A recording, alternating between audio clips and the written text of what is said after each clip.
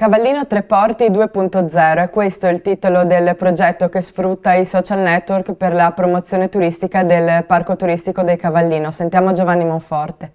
I social network sono diventati ormai lo strumento principale con cui milioni di utenti si relazionano tra loro e proprio sulle basi di queste nuove tecnologie il parco turistico di Cavallino Tre Porti ha deciso di promuovere un convegno dedicato alle tematiche dei social media. Il consorzio e il territorio si propongono dunque l'obiettivo di collaborare maggiormente nella gestione dell'ospite e di seguirlo durante la permanenza. Il portale, ideato da Mattia Enzo, team leader del progetto, presenta un biglietto da visita innovativo per i turisti e gli enti pubblici, attraverso un turismo passaparola inedito ed esclusivo. È uno strumento importante, sempre più persone lo utilizzano e quindi anche noi del consorzio abbiamo deciso di promuovere il nostro sito internet attraverso Facebook, Twitter, Google Plus e tutti i social insomma, che in questo momento hanno un ruolo importantissimo nel mercato anche turistico. Una strategia a lungo termine per la località, in modo da promuovere una zona che, nonostante il periodo di crisi, presenta ancora notevoli attrattive dal punto di vista turistico. E noi attraverso i social cerchiamo una condivisione dell'esperienza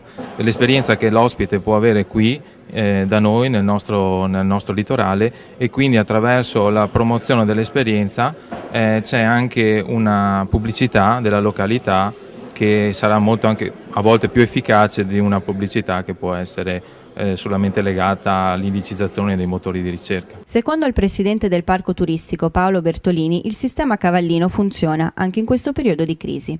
Lo scorso anno c'è stata una tenuta degli ospiti stranieri, a iniziare del buon andamento del tradizionale bacino della Germania e dei paesi nordici, ma hanno retto bene anche le presenze italiane, per cui non si è verificato il temuto calo. Direi di sì, Cavallino Tre Porti ha una forte tradizione impostata sull'ospite straniero. Il nostro zoccolo duro è da sempre, da oltre 50 anni, l'ospite tedesco che da noi viene sempre, e nonostante ci sia stata anche in Germania qualche anno fa, forse tanti lo ricordano, un pochino di crisi che aveva rallentato un pochino i flussi, negli ultimi paio d'anni i flussi sono ripresi in modo importante, quindi noi siamo assolutamente soddisfatti. Garantendo la correttezza dell'informazione, il consorzio propone quindi un'esperienza turistica alternativa, che si avvalga di vignette, videoclip, fotografie, musiche e di qualsiasi altro materiale multimediale fornito dalla rete.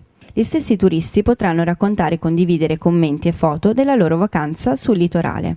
Non è mancato il sostegno della Regione per un'iniziativa che porterà buoni frutti per tutta l'attività imprenditoriale. Assolutamente, siamo qui soprattutto per vedere quella che è l'applicazione pratica, ma di queste cose sono soprattutto gli imprenditori che se ne intendono e quindi devono fare loro, ed è questa la scommessa, ognuno faccia il proprio. Le istituzioni devono promuovere però l'identità culturale della zona. Io credo che noi abbiamo un grande valore che è quello del territorio e dobbiamo assolutamente promuovere questo in termini di ambiente, in termini di identità culturale, in termini anche di strutture ricettive. Il parco turistico di Cavallino Tre Porti punta ai social network. Nonostante il turismo dell'era di internet abbia esiti ancora tutti da esplorare, si inizia a strizzare l'occhio agli utenti più giovani e a proporre la rete come una nuova frontiera nel settore dei viaggi e del turismo.